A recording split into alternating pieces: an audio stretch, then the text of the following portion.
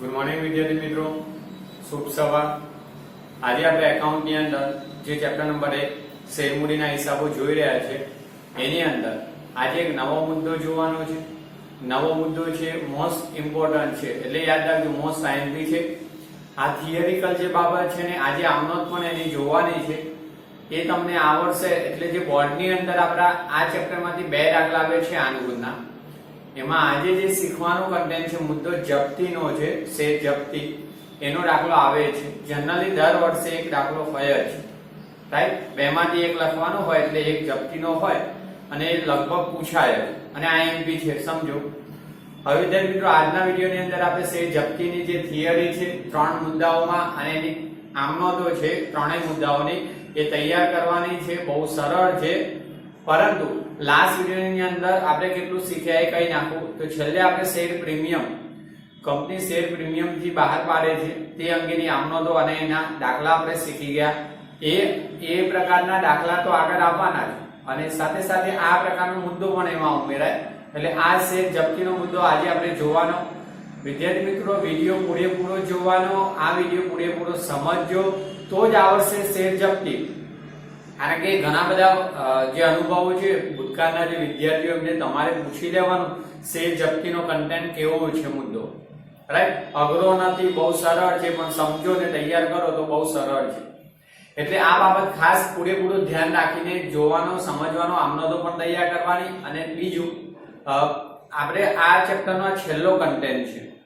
આમ તો છેલ્લો કન્ટેન્ટ આના પછી પણ એક છે પ્રમાણસર ફાળવણી, એટલે કે શેરની પ્રમાણસર ફાળવણી।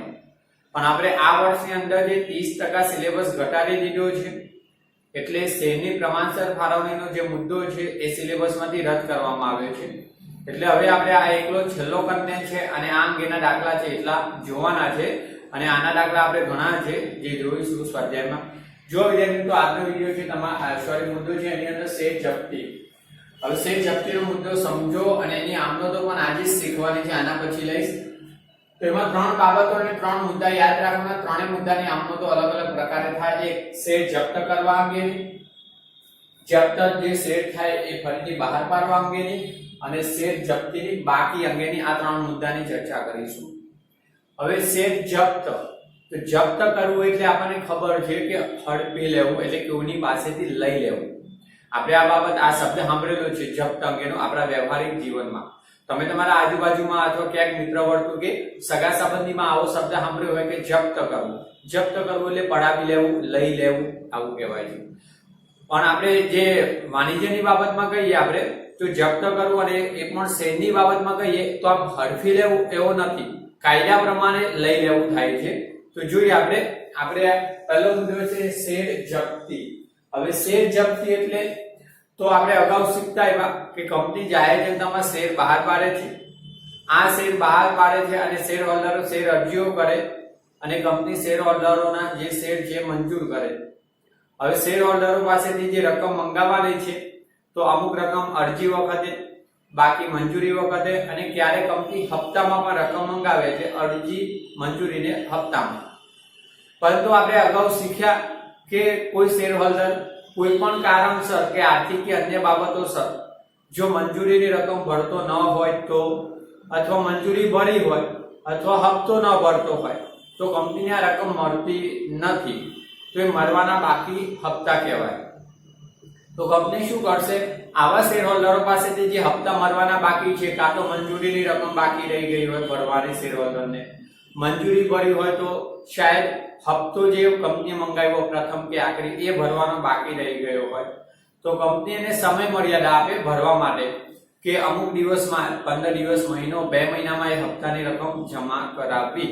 અને એ સમય મર્યાદા જે આપી છે એ સમય મર્યાદામાં પણ શેર હોલ્ડર જો હપ્તાની રકમ સમય મર્યાદામાં ન ચૂકવે તો કંપની યોગ્ય કાર્યવાહી કરીને એ શેર પાછા લઈ લેશે, જેને કહેવાય જપ્ત કરી લેશે, શેર રદ કરી દેશે અને કંપની પરત લઈ લેશે। આ શેર જપ્ત કરવાની કાર્યવાહી કહેવાશે, શેર જપ્તી કહેવાય। હવે એ શેર હોલ્ડરો જે સમય મર્યાદામાં જો કંપનીને હપ્તા ન ભરે તો કંપની શેર પરત લઈ લેશે, એટલે શેર રદ કરી દેશે, પરત લઈ લેશે, તો એ કાર્યવાહી શેર જપ્તી કહેવાય। હવે શેર જપ્ત થઈ જાય ને ત્યારે જે શેર હોલ્ડરે શેર ખરીદ્યા હતા એનું નામ, જે સભાસદ હોય પત્રક, એમાંથી એનું નામ દૂર કરવામાં આવે અને એને જે રકમ ભરી હોય ને અરજીની, માનો કે અરજીના 3 કે 4 કે 2 રૂપિયા ભર્યા હોય 10 રૂપિયામાંથી 3 કે 4 રૂપિયા, તો એ રકમ પર કંપની પરત કરશે નહીં. આ બાબત ખાસ જોવાની.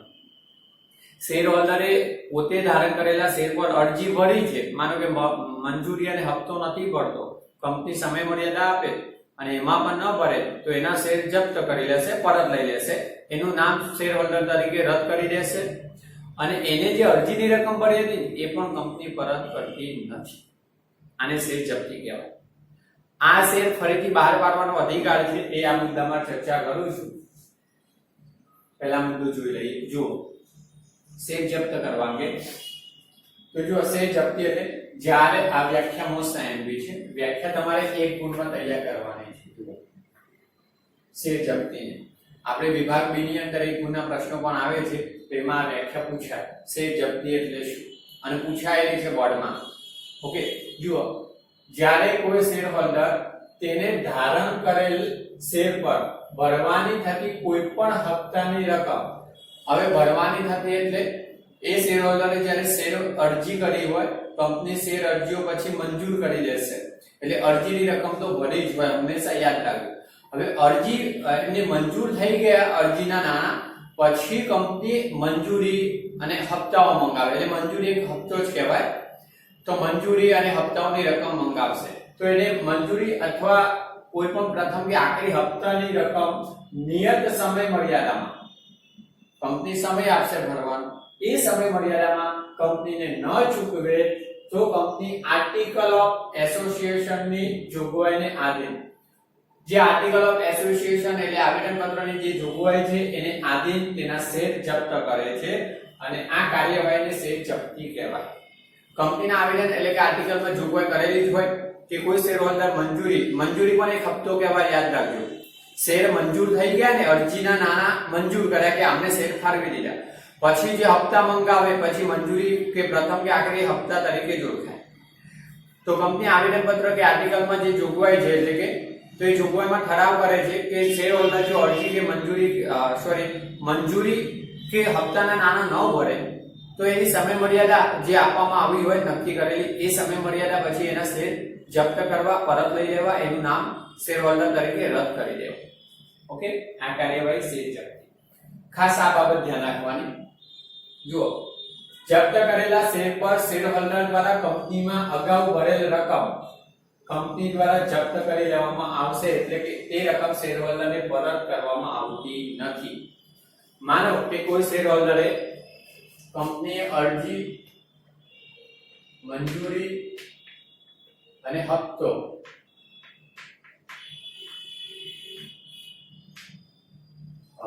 ₹10 શેર હોય,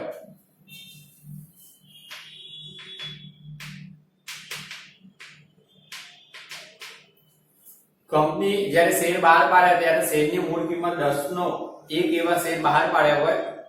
હવે શેર હોલ્ડરો જ્યારે શેર અરજી કરશે ત્યારે કંપની એમની પાસેથી અરજી આ ₹10 જે મંગાવવાના છે એમાં અરજી, મંજૂરી, હપ્તામાં મંગાવતી હોય. એક્ઝામ્પલ તરીકે અરજી વખતે 3, મંજૂરીમાં 3 અને હપ્તામાં 4 ને 3, 7 ને 3 ₹10 મંગાવે છે. હવે શેર હોલ્ડરે જ્યારે અરજી કરી અને મંજૂર કર્યા ત્યારે અરજી વખતે કેટલા ₹3 કંપનીને ભર્યા હોય. ઓકે, ₹3 ભર્યા હોય, યાદ રાખજો. ઓકે, હવે મંજૂરી ભરતો નથી અને મંજૂરી ના ભરે તો હપ્તો પણ ભરી શકે નહીં. કંપનીને સમય મર્યાદા આપે કે હજુ પણ 20 દિવસ કે મહિનામાં એ નાણાં ભરી શકે છે અને એ સમય મર્યાદા આપેલી છે, એ સમય મર્યાદામાં પણ જો ન ભરે તો કંપની કાર્યવાહી કરે, કારણ કે એને આર્ટિકલમાં જોગવાઈ કરીને ઠરાવ કરેલો જ હોય કે જપ્ત કેવી રીતે કરવા. તો એ જોગવાઈને આધીન સમય મર્યાદામાં ન ભરે તો જોગવાઈને આધીન એ શેર જપ્ત કરે એટલે શેર રદ કરશે. શેર હોલ્ડરનું નામ સભાસદમાંથી રદ થઈ જશે, એ શેર હોલ્ડર તરીકેના કોઈ હક કંપનીના ભોગવે નહીં. અને બીજું કે એને જે ₹3 ભર્યા હોય, માનો કે 1000 શેર ધારણ કર્યા હોય કોઈ શેર હોલ્ડરે અને 1000 શેર પર ₹3 કંપનીને ભર્યા છે 3000, એ રકમ પર કંપની હવે એને પરત કરવાની નથી. આ બાબત ખાસ મહત્વની. કંપની એ જે 3 રૂપિયા લેખે અરજીની રકમ મળી છે ને શેર હોલ્ડર પાસેથી, એ પણ એને હવે શેર હોલ્ડરને પરત કરશે નહીં. એટલે આ યાદ રાખવાનું, એ કંપનીને મળી છે, કંપનીનો મૂડી નફો થયો. ઓકે, અને શેર હોલ્ડરનું નામ રદ થઈ ગયું હોય, શેર હોલ્ડર તરીકે કોઈ હક કંપનીના ભોગવી શકે નહીં. ત્યારે શેર જપ્ત થાય ત્યારે.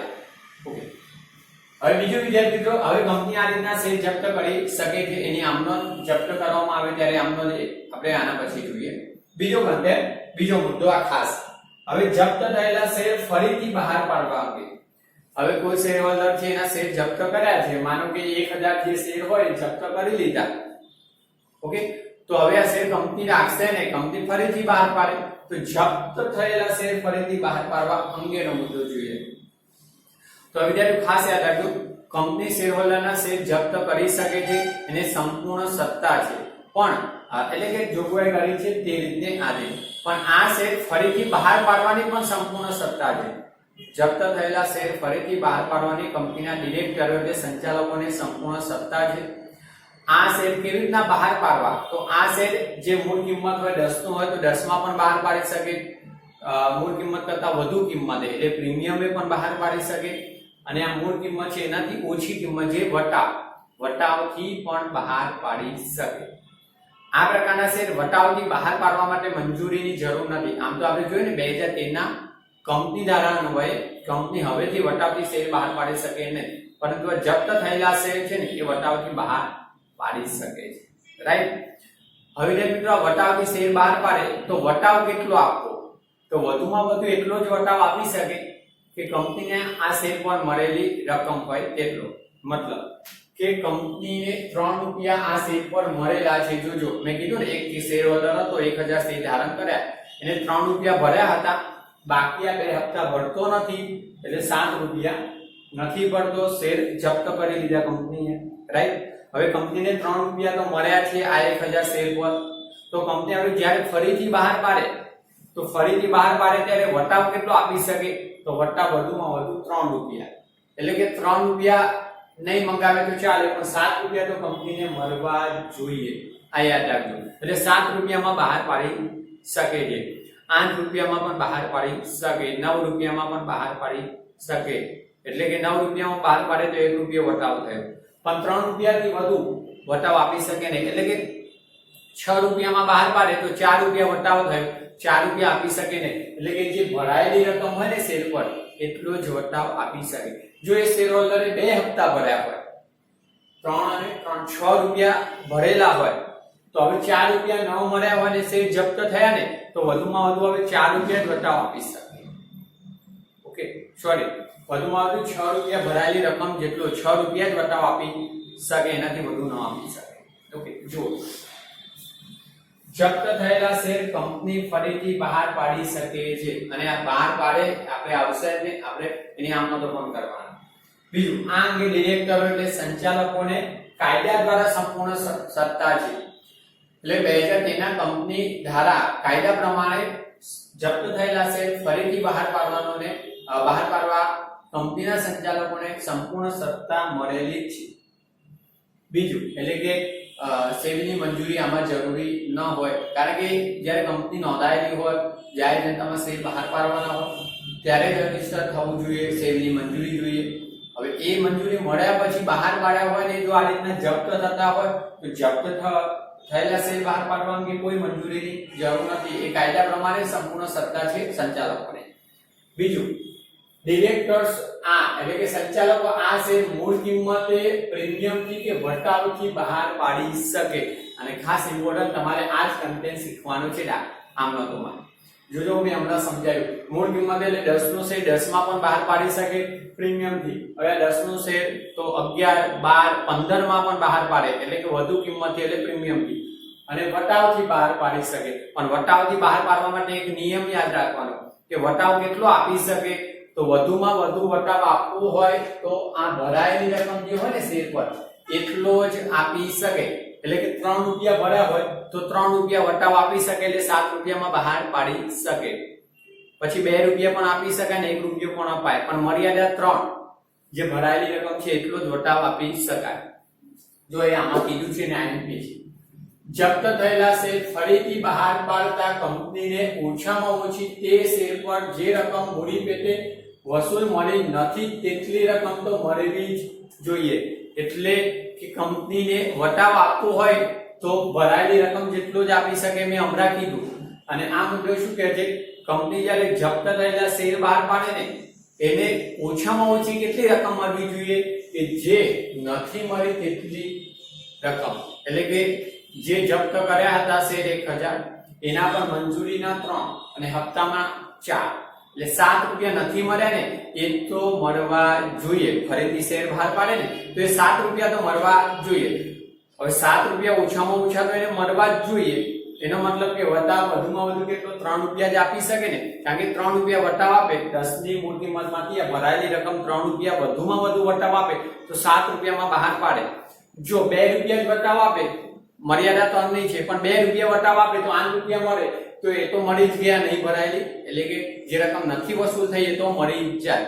એટલે મર્યાદા એક જ થઈ કે વધુમાં વધુ વટાવ ભરાયેલી રકમ જેટલો અપાય એટલે ઓછામાં ઓછી રકમ જે નથી મળી એ મળી શકે. ઓકે. બીજું એટલે કે જો આ બાબત ફરીથી અહીંયા પણ કીધી છે કે કંપની જપ્ત કરેલા શેર પર જપ્ત કરેલી રકમ જેટલો જોજો જપ્ત કરેલી રકમ જેટલો વધુમાં વધુ વટાવ નવા શેર હોલ્ડરને આપી શકે. જપ્ત કરેલી રકમ એટલે જે ભરાયેલી રકમ છે તેટલો જ વટાવ નવા શેર હોલ્ડરને આપી શકે. એટલે કે કીધું છે કે આટલો જ વટાવ આપી શકે તો આ ઓછામાં ઓછી રકમ વસૂલ નથી મળી શકે.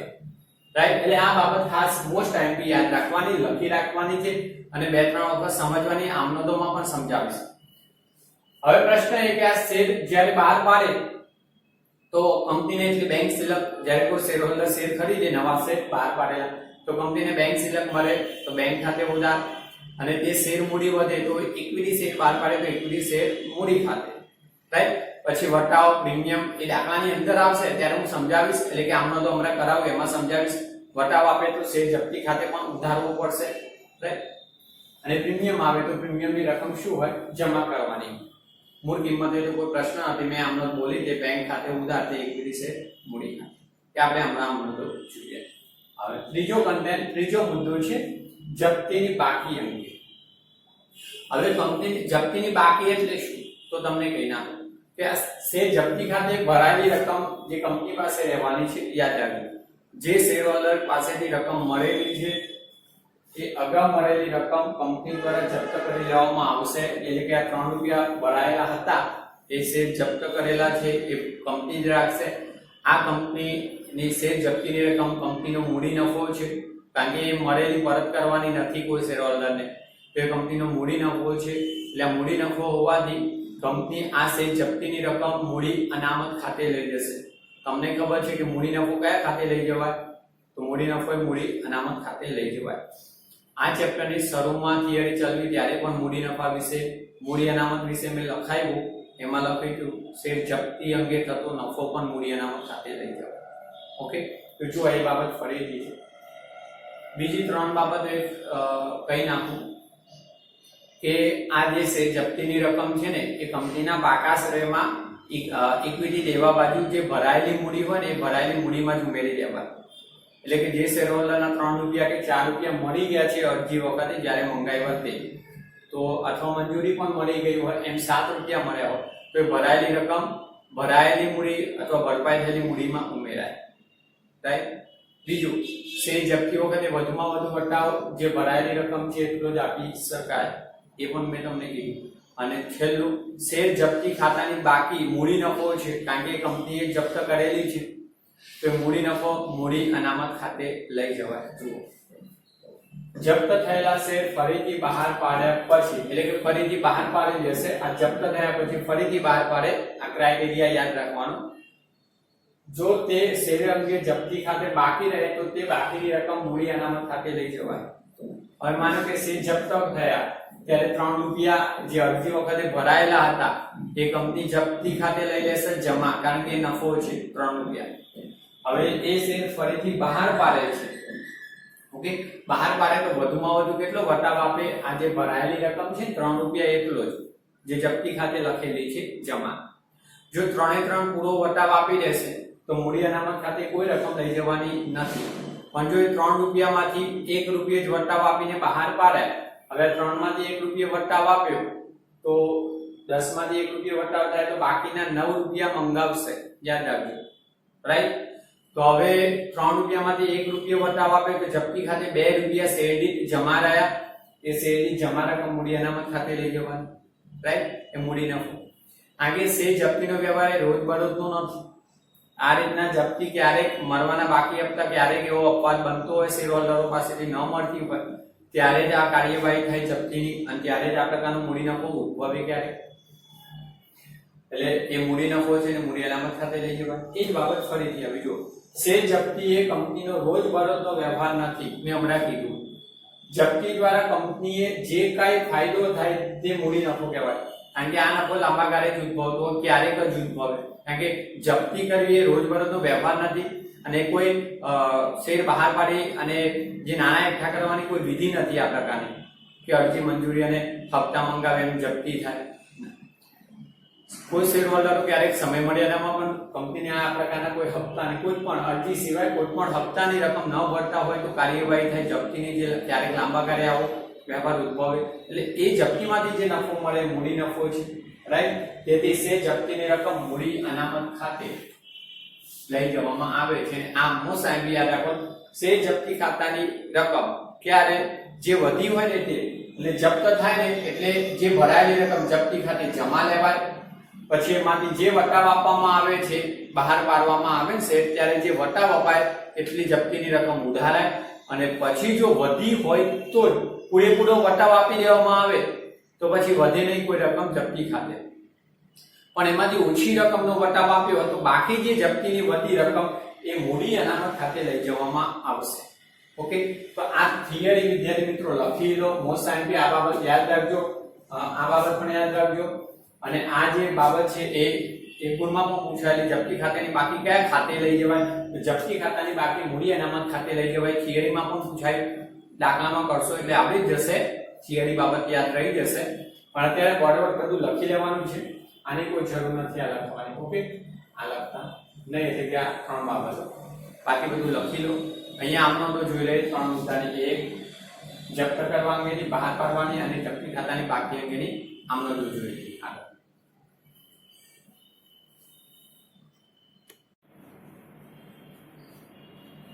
હવે વિદ્યાર્થી મિત્રો આપણે આમનો તો જોઈએ, એમાં ત્રણેય મુદ્દાની અલગ અલગ જોઈશું કારણ કે બોર્ડમાં બધી આમનો તો સમાવેશ નથી એકી સાથે.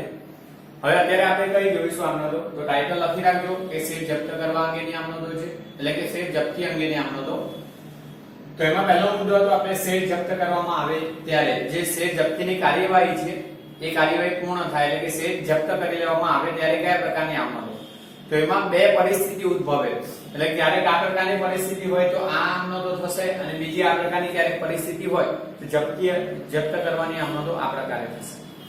બંને પ્રકારની આમનો તો સેમ જ છે, એક જ પરિસ્થિતિ એટલે કે એક જ પોઈન્ટ છે, બદલાય છે શેર પ્રીમિયમનો. એટલે તમે આમનો તો હમણાં જોશો ત્યારે ખ્યાલ આવી જશે. ઓકે, બીજો ટોપિક બહાર પાડવાનો આના પછી લઈશું અને છેલ્લી શેર જપ્તીની બાકી અંગેનો ટોપિક પણ આના પછી. ખાસ વિદ્યાર્થી મિત્રો ફરીથી એક સૂચના આપું છું કે અગાઉ મેં તમને 10 વખત કીધું કે અગાઉની જે આમનોંધો હતી બેઝિક અરજીની મંજૂરી અને હપ્તાઓની તે તૈયાર કરજો અને ઘણા બધા વિદ્યાર્થીઓ સરસ તૈયાર કરી છે અને તૈયારી પણ સારી છે. એ બધા વિદ્યાર્થીઓને આભાર. બીજા વિદ્યાર્થીઓ તૈયારી કરો એમના માટે છે. હવે એ થયું ને એ જ રીતના આ પણ અગાઉ મેં તમને કીધું મરવાના બાકી હપ્તાનો કન્ટેન્ટ આવડી જાય, શેર પ્રીમિયમની પણ આમનો અંદર આવે એ આવડી જાય, પણ બેઝિક તૈયાર કરી હોય તો એ બધું આવડી જતું. હવે આ પણ બેઝિક જેવું છે એટલે કે આમનો તો પરફેક્ટલી તૈયાર કરવી પડશે. જો આમનો તો પરથી જ ખ્યાલ આવશે કે અગાઉ આ પ્રકારની આમનો તો આવી જ નથી, આ ત્રણ જપ્તીની આમનો તો જે 3 પ્રકારની થાય તો એ ફરજિયાત તૈયાર કરવી પડશે સમજીને. એટલે તૈયાર કરશો તો દાખલા આવડશે સ્વાધ્યાયના. આ તમને સૂચના છે. ઓકે, જુઓ તો શેર જપ્ત કરવામાં આવે ત્યારે બે પરિસ્થિતિ જોઈએ. એમાં પહેલી પરિસ્થિતિ છે તો એમાં આ પ્રકારની પરિસ્થિતિ હોય ત્યારે કઈ આમનો થાય તો કઈ જુઓ, શેર મૂળ કિંમતે બહાર પાડવામાં આવે. એટલે કે માનો એક્ઝામ્પલ પર લીધું છે મેં કે 10 નો શેર હોય અને 10 માં બહાર પાડવામાં આવ્યો હોય તો, અથવા બીજું કે જો પ્રીમિયમે બહાર પાડવામાં આવ્યા હોય, મૂળ કિંમતે અથવા પ્રીમિયમથી બહાર પાડવામાં આવ્યા હોય અને પ્રીમિયમની રકમ પૂરેપૂરી મળી ગઈ હોય ત્યારે, એટલે કે જેટલું પ્રીમિયમ કંપનીએ બહાર પાડી છે પ્રીમિયમ કંપનીને મળી ગયું હોય અને બાકીના હપ્તા જો શેર હોલ્ડર ન ભરતો હોય ને શેર જપ્ત કરવામાં આવે ત્યારે. તો જુઓ ત્યારે હવે જોજો વિદ્યાર્થી મિત્રો, કંપની શેર બહાર પાડે ને તો તમે જોયું કે શેર મૂડી ખાતું શું કરે? જમા. અરજીમાં પણ શેર મૂડી ખાતું જમા થાય, અરજીની રકમ મૂડી ખાતે લઈ જવામાં આવે. ત્યારબાદ મંજૂરીની રકમ મંગાવવામાં આવે ત્યારે શેર મૂડી ખાતે જમા લખાય ને હપ્તાઓ પણ શેર મૂડી ખાતે જમા. હવે એ શેર જપ્ત કરાય એટલે મૂડી ઘટે, એટલે શેર મૂડી ઘટે એટલે હવે ઉધાર થાય. જુઓ ઇક્વિટી શેર હોય તો ઇક્વિટી શેર મૂડી ખાતે ઉધાર, ઓકે, અને પ્રેફરન્સ શેર હોય તો પ્રેફરન્સ શેર મૂડી ખાતે ઉધાર. હવે આપણે ઇક્વિટી શેર જ આવે છે. તો હવે જપ્ત થાય ત્યારે શેર મૂડી કંપનીની ઘટે તો શેર મૂડી ખાતે ઉધાર, એટલે જપ્તીમાં ફરજિયાત શેર મૂડી ખાતું ઉધાર જ થશે, યાદ રાખજો. તો શેર મૂડી ખાતે ઉધાર, જેટલા શેર જપ્ત કરવામાં આવે તેટલા શેર જ, યાદ રાખજો. બે શેર હોલ્ડરના શેર જપ્ત થાય તો બંનેના શેર લેવાના, ઓકે. બીજું હવે જમા, તો જમામાં તે શેર જપ્તી ખાતે, તો શેર જપ્તી ખાતે કઈ રકમ? એ શેર હોલ્ડરે જેના શેર જપ્ત થતા હોય એ શેર હોલ્ડરે જે રકમ ભરી છે એ જપ્તી ખાતે ભરેલી રકમ, ઓકે. બીજું જે હપ્તા ન ભર્યા હોય, માનો કે મંજૂરી ના ભરી હોય તો મંજૂરી ખાતે જમા. માનો કે એ શેર હોલ્ડરે હપ્તો ના ભર્યો હોય તો તે શેર હપ્તા, પ્રથમ હપ્તો ના ભર્યો તો પ્રથમ હપ્તા ખાતે, છેલ્લો હપ્તો ના ભર્યો તો ફરીથી લખવાનું તે છેલ્લા હપ્તા ખાતે, એટલે કે બાકી હપ્તાઓ રહેશે, એટલે એ જમા. કારણ કે આ બધા જ્યારે મંગાવવામાં આવે ત્યારે ઉધાર થાય, ન ભરે તો હવે જમા કરી લેવામાં આવે. માનો કે એ શેર હોલ્ડરે મંજૂરી ભરી દીધી હોય તો હવે ભરેલી રકમ જપ્તી ખાતે, અરજી અને મંજૂરીની રકમ જપ્તી ખાતે, નહીં ભરેલી રકમ હપ્તા ખાતે. મંજૂરી પણ ના ભરી હોય, હપ્તા ના ભર્યા હોય તો બંને શું કરવાના? જમા, ઓકે. તો જો એક ઉદાહરણ આપું કે ₹10 નો એક એવા 50,000 શેર ₹3 ના પ્રીમિયમ થી બહાર પાડવામાં આવ્યા, ઓકે. મૂળ કિંમતે તો બહુ સરળ છે. માનો કે પ્રીમિયમ એ બહાર પાડે અને પ્રીમિયમની રકમ મળી ગઈ હોય ત્યારે, જો ઓકે, મળી ગઈ હોય ત્યારે આપણે જોઈએ. જો 10 નો શેર છે તો 10 રૂપિયા કેવી રીતે મંગાવ્યા? અરજી વખતે 6 રૂપિયા, મંજૂરી વખતે 4 રૂપિયા અને શેર આખરી હપ્તો 3 રૂપિયા. 6 ને 4 10 અને 3 13, એટલે 10 મૂળ કિંમત, 3 રૂપિયા પ્રીમિયમ, જે 13 રૂપિયા 3 હપ્તામાં મંગાવ્યા. સાથે અહીંયા કીધું અરજી, તો અરજી 6 રૂપિયા, એમાં કહી દીધું પ્રીમિયમ સહિત, એટલે 6 રૂપિયા છે એ પ્રીમિયમ સહિત મંગાવ્યા. આ 6 રૂપિયામાં કેટલું પ્રીમિયમ હતું? 3, એટલે 3 વત્તા 3 મૂળ કિંમત, 3 રૂપિયા પ્રીમિયમ, ઓકે. હવે એક ઉદાહરણ કે કોઈ એક શેર હોલ્ડર છે, ઓકે. એ શેર હોલ્ડરે 1000 શેર પર અરજી કરી હતી અને અરજી મંજૂર કરી, એટલે અરજીના 6 રૂપિયા ભરી દીધા કંપનીને.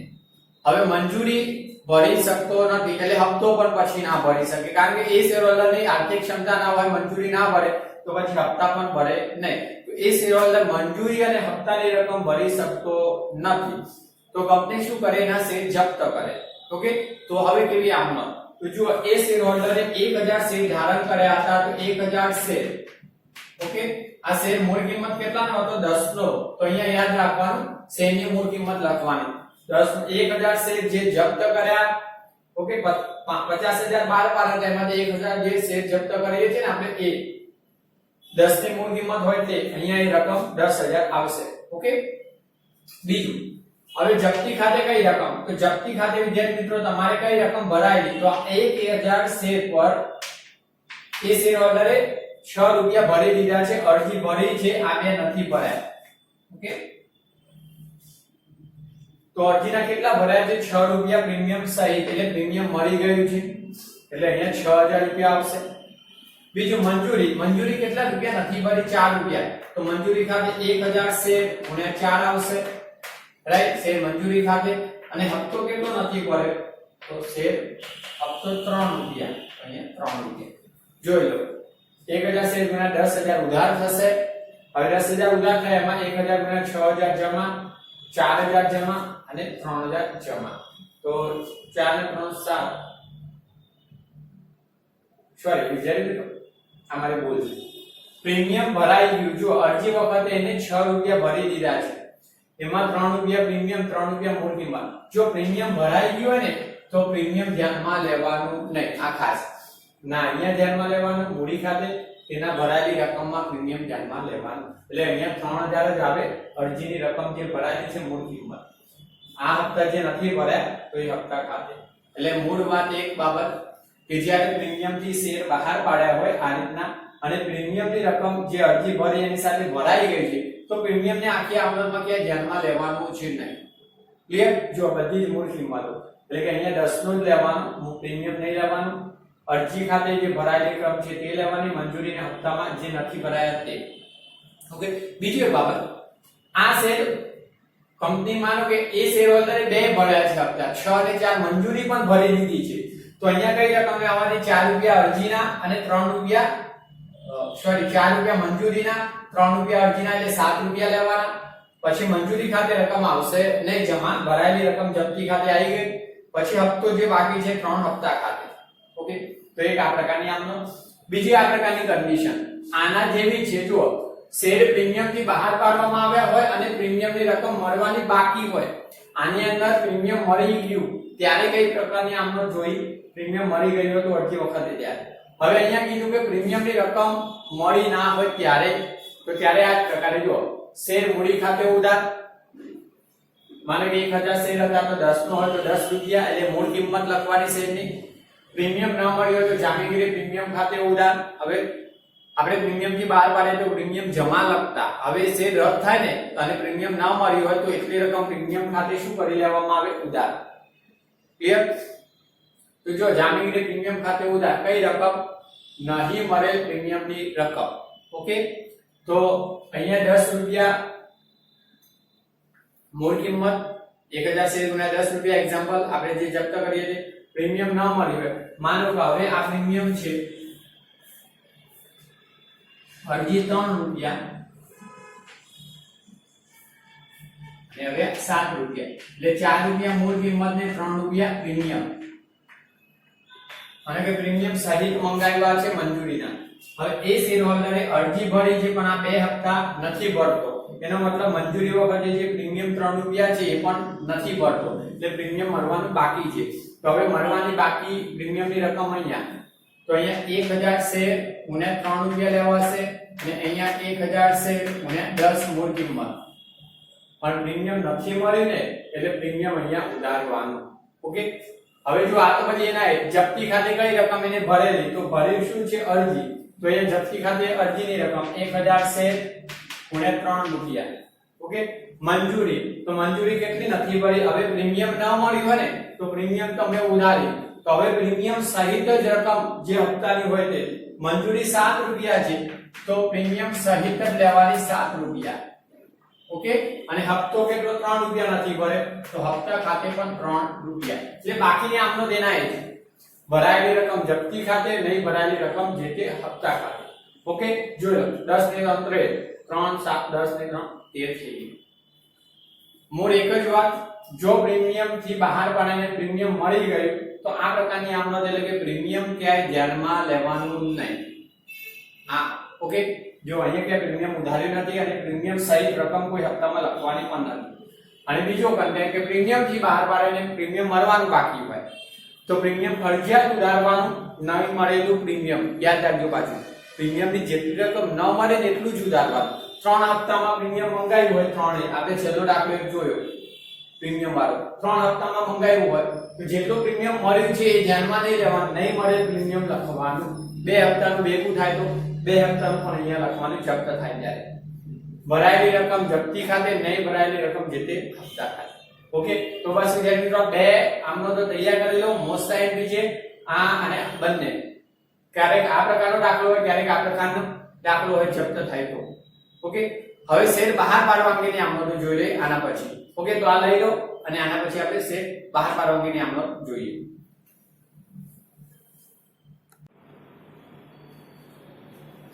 હવે વિદ્યાર્થી મિત્રો આપણે આગળ જોઈએ તો આપણો બીજો મુદ્દો છે જપ્ત થયેલા શેર ફરીથી બહાર પાડવામાં આવે ત્યારે. તો અગાઉ જે આમનો તો જોઈએ શેર જપ્ત કરવા અંગેની, એ આમનો તો પહેલી થાય. જપ્ત થયાની આમનો તો થાય. પછી જો કંપની શેર બહાર પાડતી હોય તો આ 3 કન્ડિશન છે, 1 2 અને 3.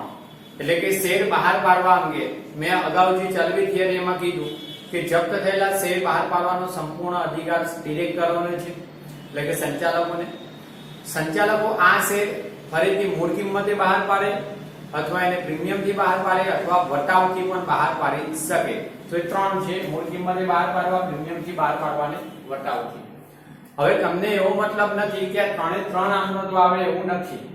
તમારે દાખલાની અંદર માનો કે શેર મૂળ કિંમતે બહાર પાડ્યા હોય એવું આપે તો આ એક જ આમનો થવાની છે બહાર પાડવાની. માને એવું કીધું કે પ્રીમિયમથી બહાર પાડે તો આ આમનો થશે પ્રીમિયમથી બહાર પાડવાની, આ બે આવશે ને.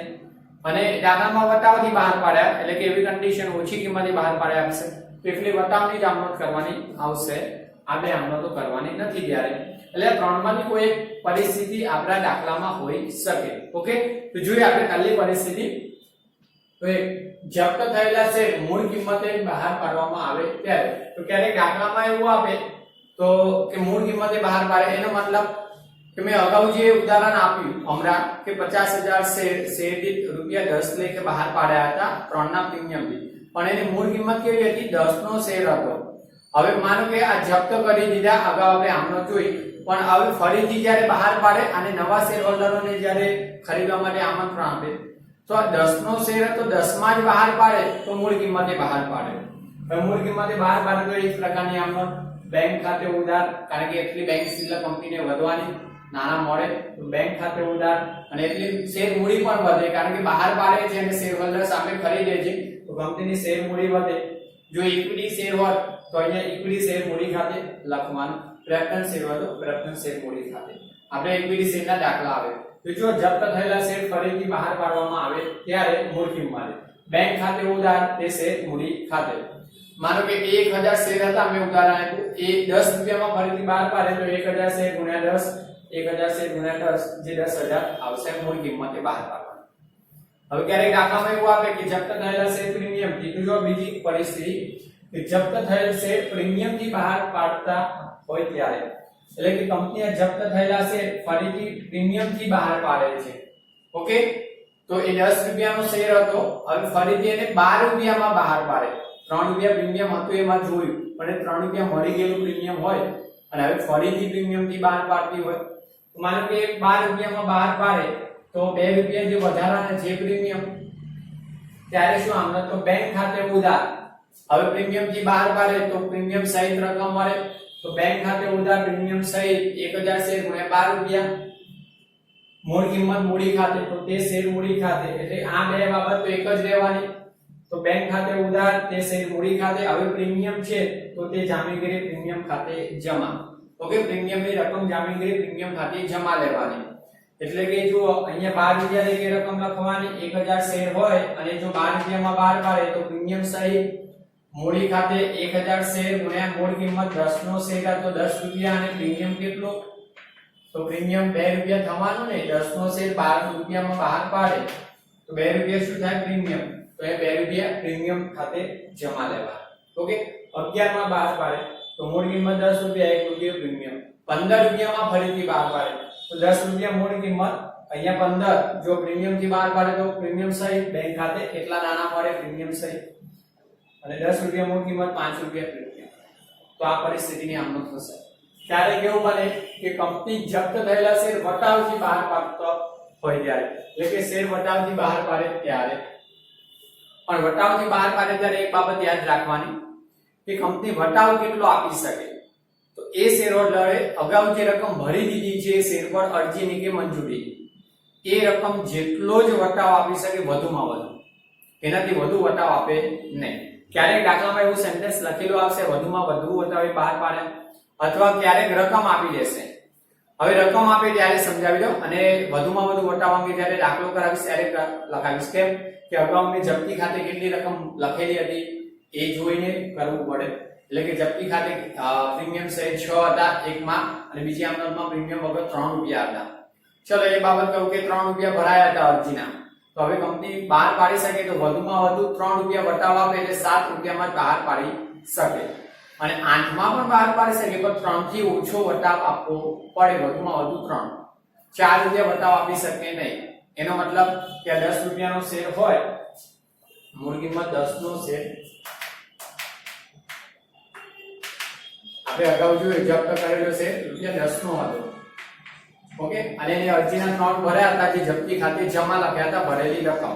તો હવે કંપની ₹3 વટાવ આપે તો ₹7 બહાર પાડી શકે, એટલે ₹3 વટાવ થાય, રાઈટ. ₹8 પણ બહાર પાડી શકે, ₹9 પણ બહાર પાડી શકે. જો ₹3 બહાર પાડે તો ₹7 બહાર પાડે તો ₹3 વટાવ, વધુમાં વધુ કન્ડિશન જે ક્રાઇટેરિયા તો એ આવી ગયો. માનો કે ₹8 બહાર પાડે તો ₹2 વટાવ થયો, આપી શકે, 3 થી ઓછો આપી શકાય. ₹9 બહાર પાડે, મૂળ કિંમત કરતા ઓછી કિંમત થાય ને તો ₹1 વટાવ 3 થી ઓછો છે આપી શકે. પણ કંપની ₹6 બહાર પાડી શકે નહીં. આ શેર ₹10 નો શેર હતો, ₹3 ને ભર્યા હતા જે જપ્તી ખાતે જમા હતા મળેલી રકમ. તો હવે ફરીથી ₹6 જે ₹10 કરતા ઓછી છે વટાવતી છે પણ ₹6 એ બહાર પાડી શકે નહીં. કેમ કે આ શેર પર ભરાયેલી રકમ જેટલો જ વટાવ આપી શકે વધુમાં વધુ. તો હવે ₹1 વધારે વટાવ થાય છે જુઓ, તો ₹6 બહાર પાડી શકે નહીં. માનો કે કંપનીએ એ ₹8 બહાર પાડ્યા હોય તો ઉદાહરણ તરીકે લઈએ તો ₹2 વટાવ થયો, 10 નો હતો ને ₹8 બહાર પાડે તો બેંક ખાતે ઉધાર. હવે શેરહોલ્ડર પાસેથી ₹8 બહાર પાડે તો ₹8 જ મળે, તો 1000 શેર ગુણ્યા 8. જપ્તી ખાતે કઈ રકમ તો વટાવની. તો જુઓ અહીંયા ₹8 બહાર પાડ્યા હોય ને તો ₹8 કેટલો વટાવ થયો? ₹2 થયો, મૂળ કિંમત કરતા ઓછી રકમ. તો વટાવની રકમ એ જપ્તી ખાતે જમા લખવાની. આ બાબત ખાસ યાદ. વટાવની રકમ જપ્તી ખાતે ઉધાર લખવાની. જ્યારે ઓછી કિંમતે બહાર પાડવામાં આવે ત્યારે જેટલી રકમ વટાવની હોય તે. અને શેર મૂડી ખાતે જમા. તો શેર મૂડી ખાતે કઈ રકમ આવશે? જે એની મૂળ કિંમત હતી તે ₹10 તો થાય ને. ₹8 ઉધાર થશે, ₹2 ની રકમ ઉધાર થશે, એને ₹10 જમા આવી જશે. એટલે આ બાબત ખાસ યાદ રાખજો, વટાવનું કન્ડિશન. જે 3 માંથી કોઈ એક પરિસ્થિતિ હોય. ઓકે, હવે ત્રીજો કન્ટેન્ટ હતો નવો. આ બીજું જોઈએ આપણે, ત્રીજું જોઈએ. શેર જપ્તી ખાતાની બાકી કયા ખાતે? મૂડી અનામત ખાતે લઈ જવામાં આવે ત્યારે. તો ક્યારેક જો પૂરેપૂરો ₹3 વટાવ આપી દીધો હોય ને, ભરાયેલી રકમ જપ્તી ખાતે 3 હતી, જપ્તી ખાતે ઉધાર વટાવ 3 થયો, તો આ મૂડી ખાતે કોઈ રકમ વધે નહીં લઈ જવાની, ત્યારે આ આમનોંધ આવશે નહીં. પણ ક્યારેક ઓછી રકમ ને જુઓ ₹3 ભરાયેલી હતી, ₹2 જ વટાવ આપ્યો તો હજુ જપ્તી ખાતે ₹1 જમા વધે છે, મૂડી નફો છે, મૂડી અનામત ખાતે લઈ જવાય. તો જો હશે જપ્તી ખાતે ઉધાર, કારણ કે જમા છે ₹1 વધારાનો અગાઉનો. તો હવે જપ્તી ખાતે ઉધાર તે મૂડી અનામત ખાતે જમા.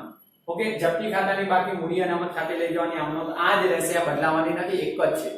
ઓકે, અને આ તમને દાખલામાં ન પૂછે તો એ તમારે લઈ જવાની છે. આ આમનોંધ પહેલી જો મુદ્દો જોઈએ તે અને બીજા મુદ્દા સાથે આ ત્રીજી આમનોંધ મૂડી અનામત ખાતાની જાતે લખવાની થશે. દાખલામાં પૂછી ન હોય તો દાખલામાં ખાલી જપ્ત કરવા બહાર પાડવાની આમનોંધ પૂછે ને તો એ તમારે આ લઈ જવાની કરવી પડશે. ઓકે, તો આ 3 આમનોંધો તૈયાર કરજો, લખી લેજો. આ બોર્ડ પર પણ ખાસ તૈયાર કરશો તો દાખલામાં ખબર પડશે, નહીં તો પછી આપણે તૈયાર કરી નહીં હોય તો દાખલા એમ જ ઉપરથી જશે. જેમ આપણે અધૂરા રસ્તામાં તમને મૂકી દેવામાં આવે અને પછી કહેવામાં આવે જ્યાં હતા ત્યાં પાછા આવો તો રસ્તો તમને મળે જ નહીં. એટલે કે દાખલા અધૂરા શીખશો ને તો ખબર જ નહીં પડે કે આપણે કેવી રીતના જપ્તીની આમનોંધો થશે. એટલે પહેલા આમનોંધો તૈયાર કરજો, પછી દાખલાઓ જોજો. ઓકે, અને સરળ છે એટલે તમને ટૂંકમાં કહું કે તૈયાર કર્યો છે તો બહુ સરળ છે આ. ઓકે.